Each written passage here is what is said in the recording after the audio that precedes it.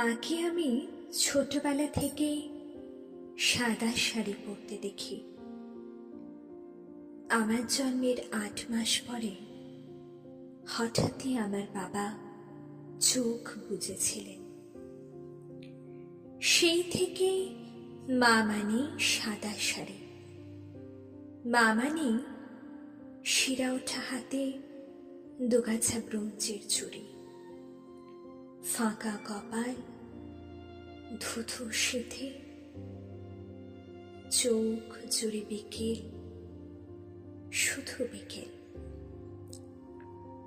মার একটা বাক্স ছিল, একটাই সেকেলে ট্রাঙ্ক। মাঝে মাঝে মা যখন খুব